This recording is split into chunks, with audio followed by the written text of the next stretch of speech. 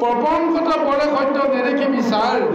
এই মানে মাত্ৰ মনে কৰি আছো সাৰ। এতিয়া মই গোটেই জগতত এতিয়া বোকাময় দেখিছোঁ, পংকময় দেখি আছোঁ। এই সংসাৰৰ পংকময় ব্যৱস্থাৰ মাজতে প্ৰকৃততে সাৰ বস্তুটো যে পৰি আছে, এই কথাটো মইতো ধৰিবই পৰা নাছিলোঁ। অৰ্থাৎ এইটোকে সাৰ যেতিয়া কৈছে, তোমাৰ দৰে এজন ব্ৰহ্মজ্ঞানী যোগসিদ্ধ পুৰুষ এই পাপময় সংসাৰখনতে যে থাকিব পাৰে ভাবিবই নোৱাৰোঁ। সেইকাৰণে কৈছোঁ, আচলতে কি আতপৰে যিটো জ্ঞান কহা সত্য জানি আমি সবে আছোঁ তাক ব্যৱহাৰ মানি, যে আচলতে কোনটো কি, কোনটো জ্ঞান, কোনটো সত্য আমি যেন বুজিব নোৱাৰা হৈছোঁ। গতিকে সেই সমস্তখিনি জানি বুজি এতিয়া দেখিলোঁ, নেদেখিব যিটো জ্ঞান চকুৰ গোচৰে কেনেমতে সেইটো জ্ঞান সত্য বুলি ধৰে। আমাৰ এই মায়াময় দৃষ্টিত যিটো সত্য আমি সেইটো কেতিয়াও আমি বুজিব পৰা নাই, দেখিব পৰা নাই। কিন্তু যিটো প্ৰকৃততে সত্য হয় সেইটো মনেৰে সৈতে আমি বুজিব পাৰিব লাগিব। এতিয়া মইতো দেখিছোঁ গোটেই জগতখন কেৱল মায়া, এতিয়া মিছা। এতিয়া প্ৰকৃততে সঁচাটো এতিয়া মই দৰ্শন কৰিব বিচাৰোঁ। এতিয়া জৰ ভৰতৰ পৰাই ৰজাই এই তত্ত্বজ্ঞানখিনি জানিবলৈ আগ্ৰহ প্ৰকাশ কৰিছে। কৃষ্ণ দেখো আমি স্বামী ৰখে বতে বহে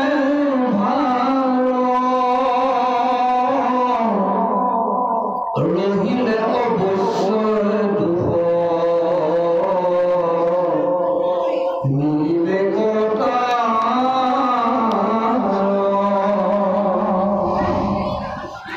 ৰাজা ভৰিলে শিক্ষাদণ্ড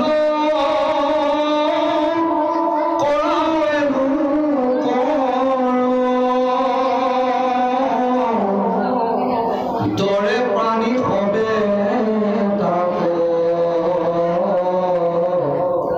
শিখে নিৰন্তৰ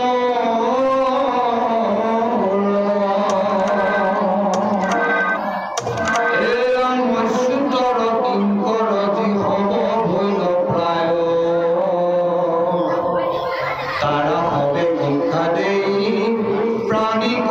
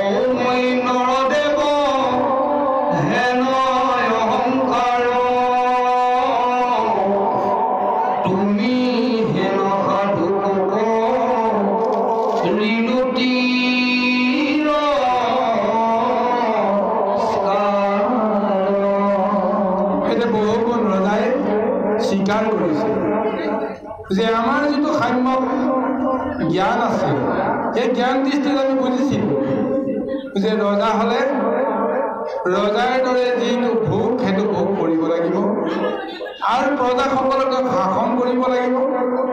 ৰাজদণ্ড হাতত থকালৈকে প্ৰজাসকলক তেওঁ উচিত অনুচিত বিচাৰ কৰি দণ্ড দিব আৰু ৰজা হ'লে কাৰোবাৰ কান্ধত উঠি গোলাভাৰীৰ কান্ধত উঠি ঘূৰি ফুৰিব লাগিব। এইটো এটা ৰজাৰ নীতি আৰু এই নীতিটোকে অৱলম্বন কৰি আমি কৰ্ম কৰি আছিলোঁ। আৰু বাকী সমস্ত তেওঁলোক চাকৰ যেতিয়া দাস যেতিয়া তেওঁলোকে স্বামী সেৱা কৰা, ৰজাক সেৱা কৰা এটা ধৰ্ম কৰ্ম, সেই সূত্ৰেই তেওঁলোকৰ জীৱন পৰিচালিত হয়। এনেকুৱা এটা জ্ঞানহে আমাৰ আছিল। কিন্তু আজি তোমাৰ পৰা যিখিনি গম পালোঁ সমস্ত মানৱ, কিন্তু মানৱ হ'লেও কি হ'ব? যিসকলে মায়াৰ এই সংসাৰত থাকি মোৰ দৰে পৰম বিষয়ী হৈ পৰম অজ্ঞানী হৈ চলি আছে, তোমাৰ দৰে ব্ৰহ্মজ্ঞানী পণ্ডিতসকলে সাধুসকলে সেইসকলকে এই শিক্ষাবিলাক সদায় দিবলৈ যত্ন কৰে। সেই উপদেশে মাধৱৰ সেৱা কৰি পৰম গতিক পাই পাতক সংঘ। এতিয়া উপলব্ধি কৰিলোঁ যে তোমাৰ দৰে সাধু সন্ত মহন্তসকলে যি জ্ঞান দিয়ে আমাৰ দৰে বিষয়ীসকলক, সেই জ্ঞানটো লৈ কোনোবাই পৰম গতি প্ৰাপ্ত হয় আৰু সমস্ত পাপ সংহৰণ হয়। এতিয়া দেখিলোঁ যে আমি মহা পাপত মহা অপৰাধত আমি ভুগি আছোঁ। বিষয়ত ভোগ কৰোঁতে আমি হিতাহিত জ্ঞান হেৰাইছোঁ। তোমাৰ দৰে ব্ৰহ্মজ্ঞানী এজনকো আজি মই তিৰস্কাৰ কৰিলোঁ, অপমান কৰিলোঁ। এইটো মোৰ ঘোৰ দুখ হৈছে, আজি মই উপলব্ধি কৰিছোঁ। আৰু এই দুখৰ কাৰণে তুমি মোক নিশ্চয় কৃপা কৰিব লাগিব, তুমি মোক ক্ষমা কৰিব লাগিব। এনেদৰে এতিয়া বহুগুণ ৰজাই জড় ভৰতক কাকুতি কৰিব আছে। চাওক এতিয়া এইখিনিতে আমি আধ্যাত্মিকভাৱে দুটামান কথা ভাগৱতৰ জৰিয়তে আলোচনা কৰিব পাৰোঁ। যেনে ধৰক এতিয়া তেওঁ ৰজাই বহুগুণে নিজে স্বীকাৰ কৰিছে, মোৰ দুখ হৈছে, মই অজ্ঞানী। কিন্তু তোমাৰ দৰে এজন মহাসাধু সন্ত সন্যাসী যোগেশ্বৰক আজি মই লগ পালোঁ। কিয় লগ পালোঁ? লগ পোৱাটোতো কিবা এটা ৰহস্য থাকিব লাগিব। কিয় ভগৱন্তই জড় ভৰতক আনি এনে এজন বিষয়ী ৰজাৰ সন্মুখত হাজিৰ কৰালে? তাৰ এটা পাৰমাৰ্থিক জ্ঞান আছে, তত্ত্ব আছে। সেইটো হৈছে কি? বহুগুণ ৰজাই স্বীকাৰ কৰিছিল যে মই যিবোৰ কৰ্ম কৰি আছোঁ ৰজা হিচাপে, গোটেই জীৱনটো শেষ হৈ যাব এতিয়া, কিন্তু আচল তত্ত্বটো মই নাজানো। গতিকে মই কপিল মুনিৰ আশ্ৰমলৈ গৈ কপিলক মই লগ কৰি কপিলৰ পৰা মই জানিব লাগিব। এই যে শুভ বুদ্ধিটো উদয় হ'ল, শুভ বুদ্ধিটো উদয় হোৱাটোৱে হৈছে তেওঁৰ কাৰণে আটাইতকৈ শুভজনক দিশ। সেইকাৰণে তেওঁ পাপী হওক তাপী হওক যেনেকেই হওক, তেওঁ ঈশ্বৰক উপলক্ষ কৰি তেওঁ অগ্ৰসৰ হৈছে। কিন্তু ঈশ্বৰৰ ওচৰলৈতো মহাপাপীসকল আহিব নোৱাৰে, মহাভোগীসকল আহিব নোৱাৰে। যদিও তেওঁলোকে আহে, বাটতে যেনেকেই নহওক তেওঁলোকক এটা সংস্কাৰ দিব লাগিব। কোনে দিব? নিশ্চয় সাধু সন্তৰ ৰূপত গুৰুসকলে দিব লাগিব। যেনেকৈ ধ্ৰুৱই যেতিয়া আপোনাৰ ভগৱন্ত বিষ্ণুক বিচাৰি কৰিছিল, বিষ্ণুক কেনেকৈ পাব পাৰে তাৰ জ্ঞান নাই। কিন্তু তেওঁ ইমান এটা অন্তৰৰ টানত তেওঁ গুচি গৈছে ঈশ্বৰক বিচাৰি। গতিকে এইকাৰণে ভগৱন্তে নাৰদক পঠিয়াই দিছে, যোৱা সেইজন এতিয়া মোৰ ওচৰলৈ আহিছে, মোকটোতো এনেদৰে নাপাব। মোক পাব কাৰণে তেওঁ কি কি লাগে তুমি সেইখিনি তেওঁ প্ৰদান কৰা। তেওঁ মন বুদ্ধি বুদ্ধি কৰি মোক বিচাৰিবৰ কাৰণে তেওঁ যোগ্য কৰি দিলে। সেইকাৰণে নাৰদ আহি দেখা দিলে। নাৰদে তেওঁ গুৰু জ্ঞান দি ভগৱন্তক কেনেকৈ পাৰি সেই তত্ত্বটো দি দিলে। তত্ত্ব আজিও যে বহুগুণ ৰজাই গৈ আছে কপিল ৰূপে প্ৰভু ভগৱন্তক সাক্ষাৎ কৰিবলৈ, আৰু সেই ভগৱন্তই এতিয়া কৈ আছে তোমাৰ দৰে বিষয়ে এজন মোৰ ওচৰলৈ আহিব নোৱাৰে। তাৰ কাৰণে তুমি যিহেতু মোৰ ওচৰলৈ আহিছা, বাটতে তোমাৰ মন বুদ্ধি শুদ্ধি হ'ব লাগিব। এইটো কাৰণতেই এতিয়া ঈশ্বৰে প্ৰভু ভগৱন্তই জড় ভৰতক তেওঁৰ ওচৰলৈকে আনি দিছে। এতিয়া জড় ভৰত হৈছে শুদ্ধ সিদ্ধ পুৰুষ। সিদ্ধ পুৰুষৰ সান্নিধ্য পোৱাৰ লগে লগেই সি যিমানেই পাপী নহওক, যিমানেই তাপী নহওক, যিমানেই বিষয় নহওক, কিবা নহয় কিবা এটা শুভ প্ৰভাৱ তেওঁৰ পৰিব। আৰু সেই শুভ প্ৰভাৱতে যি ব্ৰহ্ম বাক্য প্ৰথমবাৰ উচ্চাৰণ কৰিলে বহুগুণ ৰজাৰ আগত, সেই বাক্যই তেওঁৰ হৃদয়ত পৰশ কৰিলে। এতিয়া তেওঁ যিটো সংশোধন কৰিবৰ কাৰণে তেওঁ মনত এটা ভাৱনা আহিছে। সেইকাৰণে আজি পুনৰবাৰ জৰ ভৰতক তেওঁ এই বুলি সম্বোধন কৰিব লগা হৈছে যে মোৰ দৰে মহাপাপী এতিয়া তোমাক মই মহা দুখ কৰিলোঁ, এই দুখৰ পৰিণয় কি হ'ব? গতিকে তাৰ নিশ্চয় কিবা এটা সংশোধনৰ ব্যৱস্থা তুমি মোক দিব লাগিব।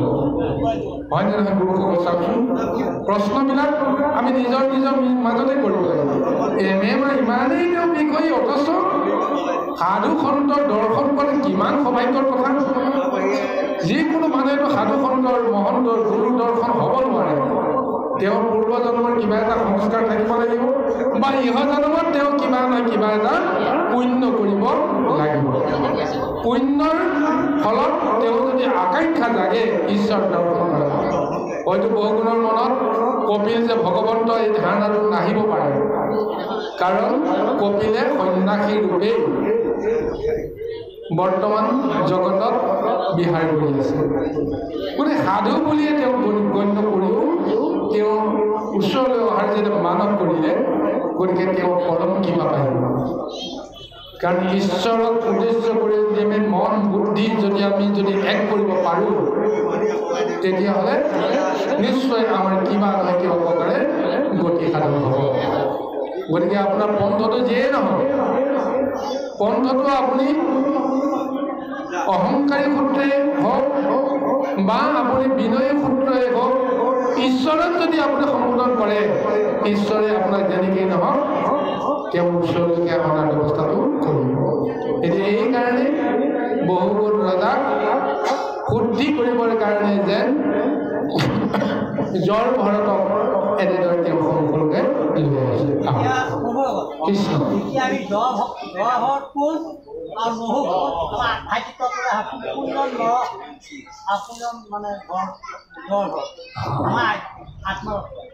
কৃষ্ণ এইখন আসনৰ পৰা আমি ক'ব নোৱাৰোঁ যে আমি জৰ ভৰত, কাৰণ আমিতো বহুত কথা কৈ আছোঁ। জৰ ভৰতে কিন্তু এবাৰেই কথা কৈ আছে, নহয় জানো? কিন্তু কথাটো জ্ঞানটো যদি আমি ল'ব পাৰোঁ, নিজ আত্ম উপলব্ধি যিজনে কৰিব পাৰে সি বহুগুণ ৰজা হৈ গৈছে। কাৰণ আমিতো বিষয়ত লিপ্ত হৈ থাকি কত জীৱক আমি অত্যাচাৰ কৰিছোঁ, অনাচাৰ কৰিছোঁ। বহুগুণ ৰজাই যিখিনি কৰ্ম কৰিছে আমিও কম বেছি পৰিমাণে কৰি থকা নাইনে? কৰি আছোঁ। কিন্তু আমাৰ কৰ্মৰ দুখটো যদি কোনোবা এজন সিদ্ধ পুৰুষে যদি দেখুৱাই দিছে তোমাৰ এইটো ভুল হৈছে, প্ৰথম অৱস্থাত আমি হয়তো অপমানিত হ'ব পাৰোঁ, কিন্তু আমি তেওঁৰ যদি একান্ত যদি ইচ্ছা থাকে, তেওঁৰ মনৰ ইচ্ছাৰ ওপৰতো আমাৰ মনৰ ভাৱ সলনি হৈ যাব পাৰে। কাৰণ একান্ত সাধুজনে যিটো কৰিম বুলি ভাবে ভগৱন্তে তেওঁৰ কৰ্মটো সাধন কৰাই দিব। গতিকে ইয়াৰ আগতে বহুগুণ ৰজাক তেওঁ অন্তৰে সৈতে খুব কৰিছে যে ইমান ৰজা তেওঁ অন্যান্য অহংকাৰী, তেওঁ নিজৰ ধৰ্ম কৰ্ম আচৰণ কৰা নাই, অথচ এতিয়া তেওঁ যিখিনি দুখ কৰিছে দুখৰ পৰা এতিয়া তেওঁ পৰিত্ৰাণ যেনেকেই নহওক তেওঁ পাব পাৰে। কাৰণ বহুগুণ ৰজাই গৈছে কপিলৰ ওচৰলৈ, ঈশ্বৰৰ ওচৰলৈ, ঈশ্বৰ দৰ্শন কাৰণে। সেইকাৰণে জৰ ভৰতে প্ৰথমবাৰ তেওঁ ব্ৰহ্ম বাক্য প্ৰয়োগ কৰিবলৈ আৰম্ভ কৰিছে। কাৰণ ইয়াৰ আগতে আমি গমে পাইছোঁ তেওঁতো জাতিস্মৰ হৈ গ'ল। তেওঁ এই জন্মত জাতিস্মৰ তেওঁ পূৰ্বত কি আছিল এই জ্ঞানটো তেওঁ আছে, আৰু ইয়াৰ পিছত কি হ'ব এই জ্ঞানটো তেওঁ আছে। কিন্তু এই কথাখিনি কাৰো আগত তেওঁ অংশগ্ৰহণ কৰি কথা বতৰাটো আদান প্ৰদান কৰিব নোৱাৰে। কিন্তু আজি সুযোগ পাই বহুগুণ ৰজাক এই কৰ্তব্য কৰা হৈছে।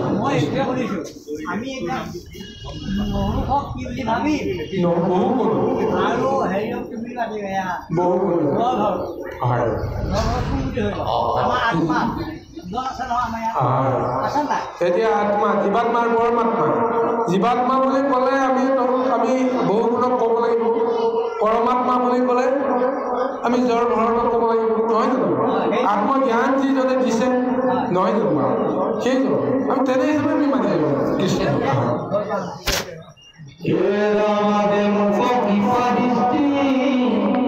কৰি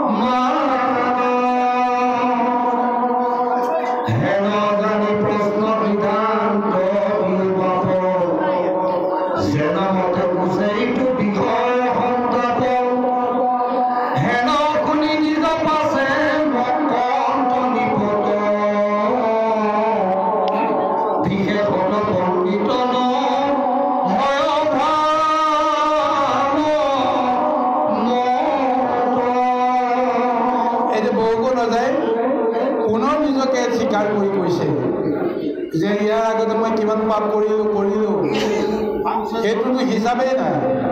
কিন্তু এতিয়া যে তোমাৰ দৰে মহন্ত ঘোৰ অপমান কৰি যে পাপ কৰিলোঁ, এইটোতো চিৰন্তন সত্য। গোটেই জীৱনটোত যি পাপ কৰিলোঁ তাতোকৈ ডাঙৰ বিষময় পাপ তোমাৰ দৰে সাধু সন্ত যোগেশ্বৰ পুৰুষক অপমান কৰোঁ। গতিকে এনেকুৱা পাপৰ পৰা মই এতিয়া কেনেকৈ তৰণৰ উপায় পাম? এতিয়া তোমাকে মই গুৰু মানিলোঁ, তুমি মোক সেই সমস্ত পাপৰ পৰা মোক উদ্ধাৰ কৰিব লাগিব। সেইকাৰণে কৈছে যে কৰে অৱহেলা যদি হেন মহন্তক তাসম্বাৰৰ তেজে তাক হত কৰিবে। মহন্তক যদি কোনোবাই অপমান কৰে তেওঁৰ শক্তিয়ে তেওঁ ক'ব নোৱাৰাকৈ তেওঁক ধ্বংস কৰি দিব, শেষ কৰি দিব। গতিকে আচুক আনৰ কথা মহেশ সমান অতি তেজৱন্ত নষ্ট হৈ থাকিব। যিমানেই শক্তিমন্ত যেন নহওক কিয় তেওঁৰ সামান্য তেজ শক্তিৰ বলত তেওঁ সমলঞ্চে নষ্ট হৈ যাব। গতিকে সেইকাৰণে সেই বাপ বিষয়ৰ যি সন্তাপত এতিয়া মই ভুগিছোঁ, এতিয়া সমস্ত সন্তাপ তুমি দূৰ কৰা। এই বুলি যেতিয়া তেওঁৰ চৰণত পৰি প্ৰণিপাত কৰিবলৈ গ'ল, লগে লগে জয় ভৰতৰ মনত কিছু আনন্দ আহিল। আৰু এতিয়া তেওঁ ক'বলৈ আৰম্ভ কৰিছে যে কি বুলি ক'ব? হেন শুনি নিজে পাছে কহন্ত নিপত বিশেষত পণ্ডিত নহয় ভাল পাব। কিন্তু পণ্ডিতৰ কথা কহ প্ৰত্যেকৰ ইটো ব্যৱহাৰৰ কথা কহ সজতে। এতিয়া তুমি যিমানখিনি কথা কৈ আছা এই কথাখিনি শুনিলেতো তোমাক পণ্ডিত বুলিয়ে বহুতে ক'ব, কাৰণ পণ্ডিতালি কৰিয়েই তুমি কৰ্মখিনি কৰিছা, কিন্তু তুমি পণ্ডিত হ'ব পৰা নাই। গতিকে তুমি পণ্ডিতৰ ব্যৱহাৰটোহে কৰিছা। গতিকে বিবেকী পণ্ডিতে কথা বিচাৰ কৰন্তে নেদেখে প্ৰপঞ্চ কিছু সত্য কৰি কওঁতে। গতিকে যিসকল বিবেকী পণ্ডিতে কথা কওঁতে বিচাৰ কৰোঁতে সত্য অসত্য সমস্ত কথা জানি বুজি কৰিবৰ কাৰণে যত্ন কৰে, এতিয়া অন্ততঃ তুমি এজন বিবেকী পণ্ডিত হিচাপে তুমি নিজকে পৰিচয় দিছা। গতিকে এইকাৰণে তুমি তোমাৰ মনৰ সমস্ত শংকা দূৰ কৰিবৰ কাৰণে উপযুক্ত হৈছিলা। গতিকে নিজৰ ভুলটো বুজি পোৱাটো আটাইতকৈ ডাঙৰ কথা। নিজৰ ভুল যিসকলে বুজিব নোৱাৰে সেইসকলে কোনোদিন নিজকে শুদ্ধ কৰিব নোৱাৰে। আৰু আমি সাধাৰণতে কৰোঁ কি? বিষয়সকলে মোৰ ভুলটো নিজে জানো, নিজে দেখোঁ বুজোঁ, আনৰ আগত স্বীকাৰ কৰিবলৈ আমি ইচ্ছা নকৰোঁ, সংশয় কৰোঁ। তাৰ বিপৰীতে মোৰ মান মৰ্যাদা হানি হ'ব বুলি আমাৰ ভয় কৰোঁ। আৰু সেই মান মৰ্যাদা ৰক্ষা কৰিবৰ কাৰণে আমি কি প্ৰযত্ন কৰোঁ? আনৰ দুখবিলাক মই জুকিয়াই জুকিয়াই ৰাখি থৈ দিছোঁ। মোক কোনোবাই যদি মোৰ দুখটো আঙুলিয়াই দিয়ে, মোতকৈ তেওঁৰ ডাঙৰ দুখটো মই তেওঁক আঙুলিয়াই দিওঁ। এই বুলি কৈ আমি জতাপতা লাগি থাকোঁ। কিন্তু প্ৰকৃত কথাটো হৈছে আনে কি দুখ কৰক নকৰক ডাঙৰ কথা নহয়। মই কি দুখ কৰিলোঁ, কি ভুল কৰিলোঁ, এইটো মই উপলব্ধি কৰিলে আনৰ উপকাৰ হোৱা নোহোৱা কথাটো ভাবিব লগা নহয়। আনে দুখ কৰক বা নকৰক, মই কিয় দুখ কৰোঁ, এই সংকল্পটো যদি আমি ল'ব পাৰোঁ তেতিয়াহে আচলতে আমি কৰিব পাৰিম। যিটো সংকল্প এতিয়া বহুগুণ ৰজাই কৰিবলৈ আৰম্ভ কৰিছে। মই দুখ কৰিলোঁ, ব্ৰাহ্মণৰ ওচৰত তেওঁ স্বীকাৰ কৰিছে। কিন্তু ইয়াৰে কৈছে মই কিয় দুখ কৰিলোঁ, এইটো মোৰ বৃত্তিগত এটা সংস্কাৰ। ৰজাসকলে প্ৰজাৰ ওপৰত এনেদৰে আচৰণ কৰে, সাধাৰণ কথা বুলি মই কৰ্ম কৰিছিলোঁ। কিন্তু এতিয়াতো বুজিলোঁ এইটো সাধাৰণ কথা নহয়। সেইখিনি কৰ্ম কৰিয়ে এতিয়া মই অপৰাধত পৰিছোঁ। কাৰ অপৰাধত? পৰম ব্ৰহ্মজ্ঞানী ব্ৰহ্মপুৰুষৰ ব্ৰাহ্মণৰ অপৰাধত পৰিছোঁ। গতিকে ব্ৰাহ্মণৰ অপৰাধৰ পৰা মুক্ত হোৱাটো সহজ কথা নহয়। আত্ম উপলব্ধিটোৱে আচল কথা। এতিয়া সেই আত্ম উপলব্ধিটো হোৱাৰ কাৰণে গুৰুৱে কিবা কৰিব, ঈশ্বৰে কৃপা কৰিব আৰু তেওঁ সংসাৰখন সুন্দৰকৈ তুলি যাব পাৰিব। এই দৰ্শনটো হৈছে কিন্তু পণ্ডিতৰ কথা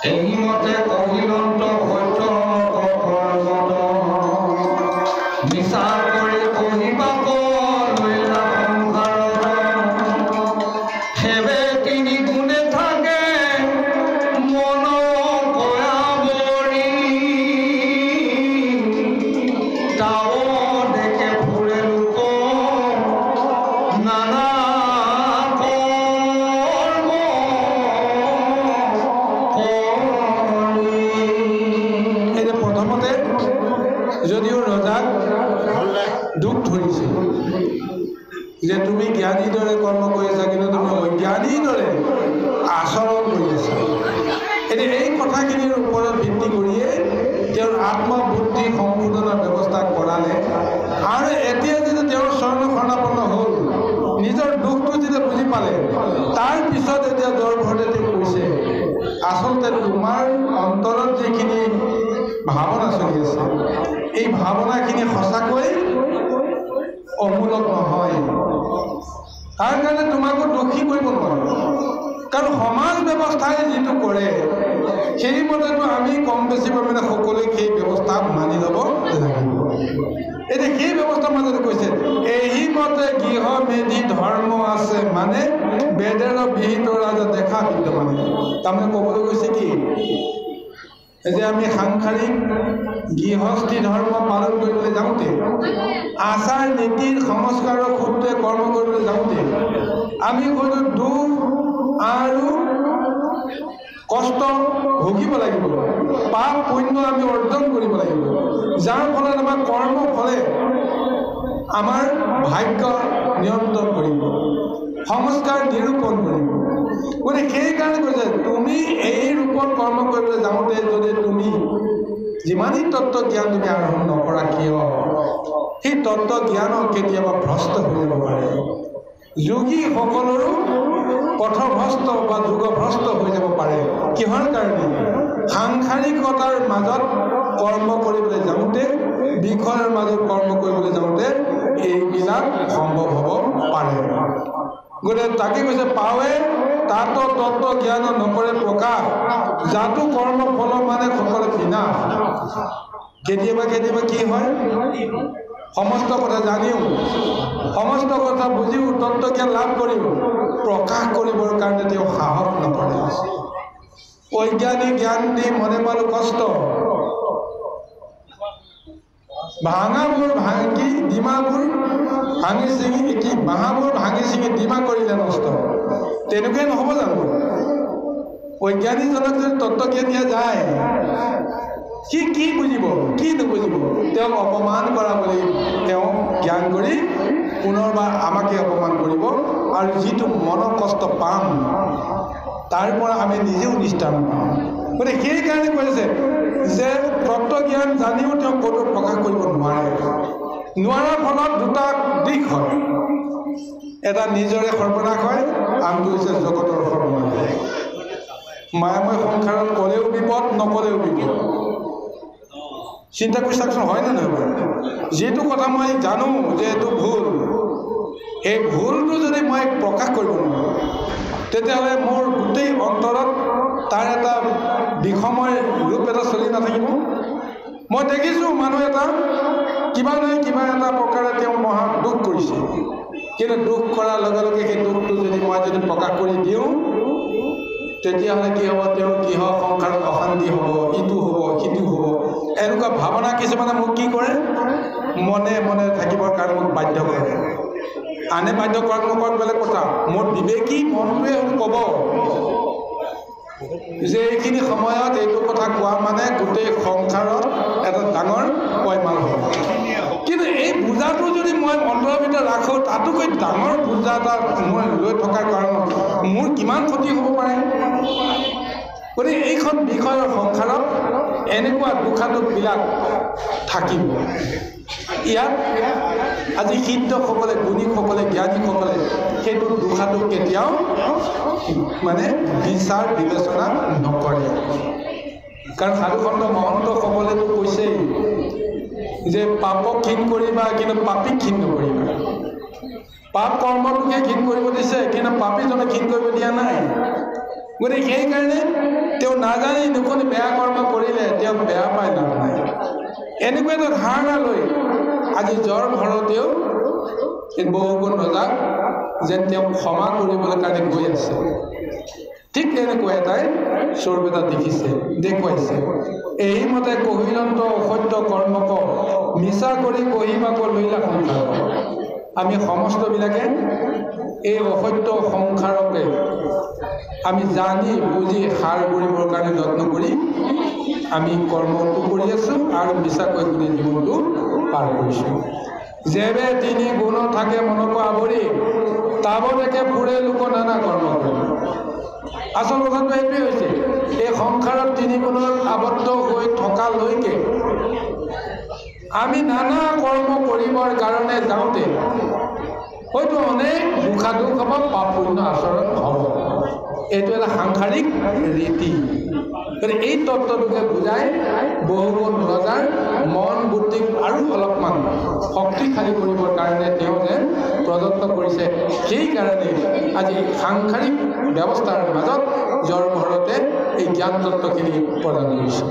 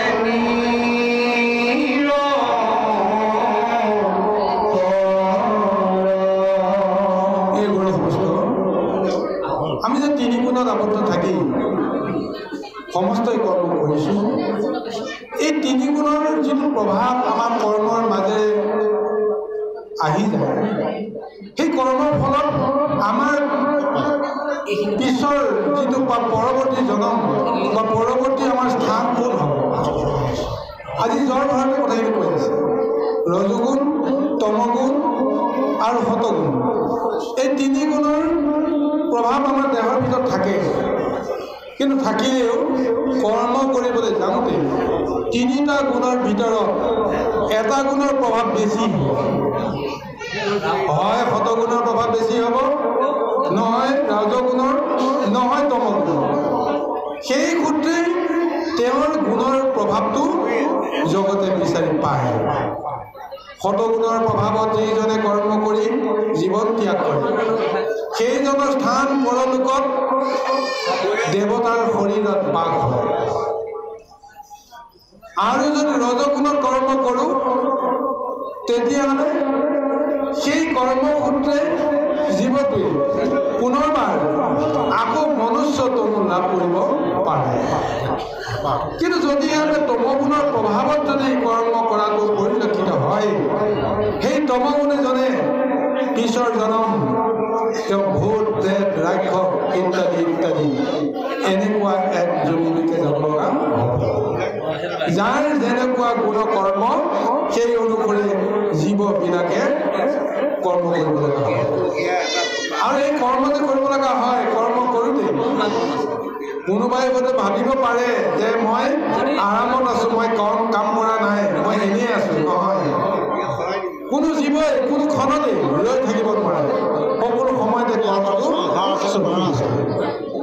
সতগুণৰ ভাৱনাই কৰ্ম চলি থাকিব ৰজগুণৰ ভাৱনাই কৰ্ম চলি থাকিব তমগুণৰ ভাৱনাই কৰ্ম চলি থাকিব কিন্তু কোনোবাই যদি কয় যে কৰ্ম কৰা নাই এতিয়া আপুনি বা আমি ইয়াত সমাজ পাতি বহি আছোঁ হয়তো কোনোবা এজনে এতিয়া পথাৰত কৰ্ম কৰি আছে য'তে ত'তে বিভিন্ন জেগাত কল কাৰখানাত কৰ্ম কৰি এতিয়া দেহক মাটি কৰি আছে তেজক পানী কৰি আছে সেইসকলে হয়তো ক'ব পাৰে যে এইসকলৰ কাম নাই এনেই বহি আছে কোনেও কৰ্ম নকৰাকৈ এনেই বহি নাথাকে আমি যে আমাৰ দিনৰ দিনটো কৰ্ম কৰিলোঁ মানিলোঁ ইন্দ্ৰিয়ে কৰ্মটো কৰিলোঁ ৰাতি যেতিয়া আমি বিচনাত পৰোঁ নিদ্ৰাত আশ্ৰয় লওঁ তেতিয়া আমি কাম কৰোঁ নে নকৰোঁ তেতিয়া আমি কাম কৰোঁ নে নকৰোঁ কিন্তু ভাগৱতে কৈছে আধ্যাত্মিক জ্ঞানে কৈছে আমি শুই থাকিলেও কৰ্ম কৰোঁ কি কৰ্ম কৰোঁ সেইটো মানসিকভাৱে সেই কৰ্মটো চলি থাকে আমি ক'ব নোৱাৰাকৈ স্বয়ংক্ৰিয়ভাৱে কৰ্মটো চলি থাকে চিন্তা ভাৱনাবিলাকৰ জৰিয়তে আমাৰ মন বুদ্ধিক কোনো সময়তে আমি ৰেহাই নিদিওঁ এই কথাটো আমি জানিব লাগিব যেতিয়া আমি বিচনাত পৰিম বিচনাত পৰাৰ মুহূৰ্তটো আমাৰ মনত যিটো চিন্তাই আমাক ক্ৰিয়া কৰে সেই চিন্তাই আমাৰ ইন্দ্ৰিয় শক্তিক যিটো এটা অৱস্থালৈকে লৈ আহে সেইটোক লৈ আমি যেতিয়া বিচনাত পৰি নিদ্ৰা কৰাত আশ্ৰয় কৰিম স্বয়ংক্ৰিয়ভাৱে মন মগজুৱে সেইমতে কৰ্ম কৰি থাকে আৰু প্ৰভু ভগৱন্তেতো উশাহ নিশাহৰ জৰিয়তে কলিজাৰ ধপধপনিৰ জৰিয়তে কৰ্মখিনি কৰি আমাক জীয়াই ৰাখিছে সেইটো কথা বেলেগ সেইটো তেনেকেই এটা কৰ্ম প্ৰভু ভগৱানে চলাইছে কিন্তু আমি মানসিক জগতত আমি কোনো ক্ষণতে একো এটা কথা নভবাকৈ আমি থাকিব নোৱাৰোঁ হয়নে নহয় চিন্তা কৰিছে যদি আমি কিবা এটা ভাবিলোঁ তেতিয়াহ'লে আমাৰ কাম কৰা হৈ গৈছে ভালৰ অৰ্থে যদি ভাবিলোঁ তাৰ ফলটো দুদিনমানৰ পিছত পাম বেয়া অৰ্থে যদি আমি কিবা এটা ভাবি ল'লোঁ তাৰো ফলটো দুদিনমানৰ পিছতে পাম চিন্তা কৰি চাওকচোন গতিকে কৰ্মটো আমি কোনো সময়তে নকৰাকৈ থাকিব নোৱাৰোঁ গতিকে এই আধ্যাত্মিক জ্ঞানটো আমাক প্ৰদান কৰিছে হয়তো আমি কৰ্মটো কৰিবলৈ যাওঁতে আমাৰ মন বুদ্ধিক বেলেগ এটা দিশলৈকে লৈ গৈ আছোঁ শুভ দৃষ্টিত নাৰাখি অশুভ দৃষ্টিত তেওঁক আমি লগাই দিছোঁ তাৰ ফলটো দুদিনৰ পিছত আমি যেনেকেই নহওক সেই ফলটো আমি পাম মানে এইকাৰণে কৈছে যে যিটো কৰ্ম আমি কৰিম সেই কৰ্মটোৱে যেন নিজৰো অপকাৰ নকৰে দহৰো অপকাৰ নকৰে এনেকুৱা কৰ্ম কৰিবৰ কাৰণে যাৰ চিত বুদ্ধিত শক্তি যদি আহি যায় তেতিয়াহ'লে নিজৰ লগতে জগতৰ কল্যাণ হ'ব যে তাৰ বিপৰীতে এইটো ক'ব পাৰি জগতৰ কল্যাণৰ লগতে নিজৰ কল্যাণ সাধন হ'ব। কাৰণ মহাযোগীসকলেতো নিজৰ কল্যাণৰ কথা চিন্তাই নকৰে। গোটেই সমাজখন ভাল হৈ গ'লে ময়ো সমাজৰ এজন হৈ ভাল হৈ নাথাকিমনে বাৰু? মই ভাল হ'ব লাগিব, সমাজ যিয়েই নহওক, এইটো ভাৱনাৰে কেতিয়াও নিজকো শুদ্ধ কৰিব নোৱাৰে, সমাজকো শুদ্ধ কৰিব নোৱাৰে। সমাজখন লেতেৰা হৈ থাকিলে আপুনি কিমান সময়লৈকে শুদ্ধ হ'ব পাৰিব? চিন্তা কৰি চাওকচোন। গতিকে এইকাৰণে আমাৰ কোনো কৰ্মত কেতিয়াও বিষয় থাকিব নালাগে, অৰ্থাৎ মই মোৰ বুলি ভাৱনাটো কোনো কাৰণতে আনিব নালাগে। মই মোৰ কোৱাটোৱেই হৈছে অহংকাৰ, মই বুলি পৰিচয় দিয়াটো হৈছে অহংকাৰ। কিন্তু সৃষ্টিত প্ৰভু ভগৱন্তে এই অহংকাৰটোকে আগ কৰি লৈ তেওঁৰ সৃষ্টিখন চলাই আছে, হয়নে নহয় কওকচোন? শক্তিটোৱে হৈছে অহংকাৰ। শক্তিৰ ৰূপত শিৱক প্ৰথমতেই সেই ব্যৱস্থাটো প্ৰদান কৰি দিছে। কিন্তু সেই শিৱ শক্তি গৈ ক'ত শৰণাপন্ন হৈছে? স্বয়ং প্ৰভু ভগৱন্তৰ চৰণত, স্বয়ং প্ৰভু ভগৱন্তৰ হৃদয়ত। আৰু সেই শক্তিটোৰে প্ৰভু ভগৱন্তে জগতখনক সৃষ্টি স্থিতি সংহৰণ তিনিটা পৰ্যায়তে কৰ্মখিনি কৰাই আছে। গতিকে এনেদৰে আজি মহা আধ্যাত্মিক পাৰমাৰ্থিক মহাতত্ব যিসকলে আহৰণ কৰিব পাৰে সেইসকলে নিজেও ধন্য, জগতকো ধন্য কৰিব পাৰে। আহকচোন কৃষ্ণ।